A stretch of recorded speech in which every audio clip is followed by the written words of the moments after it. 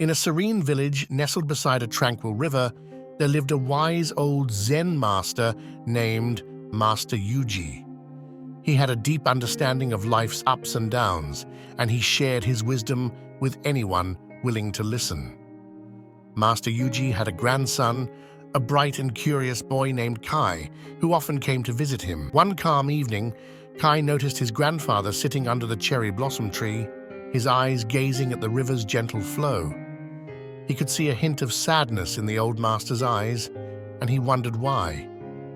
Kai approached him, his small feet padding softly on the ground, and asked, "Grandfather, what makes you sad?"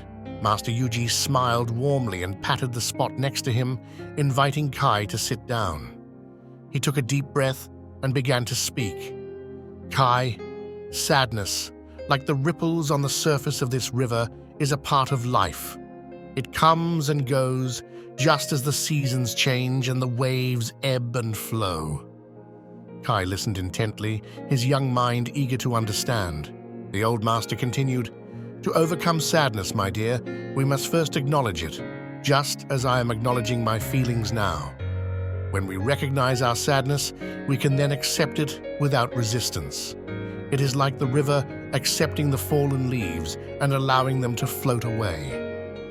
Kai thought for a moment and then asked, "But what if the sadness doesn't go away, grandfather?"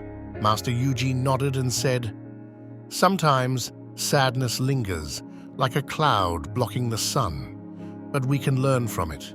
We can sit with it, observe it, and understand it. Sadness often carries valuable lessons, like the gentle rain that nurtures the earth. It can teach us about empathy, compassion, and the impermanence of all things." Kai looked at his grandfather with a newfound wisdom. He understood that sadness was a natural part of life, but it didn't have to define him. He could choose to learn from it and grow stronger.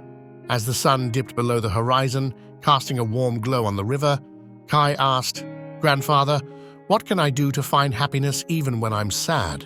Master Yuji placed his hand on Kai's shoulder and said, "Happiness, my dear, is not the absence of sadness.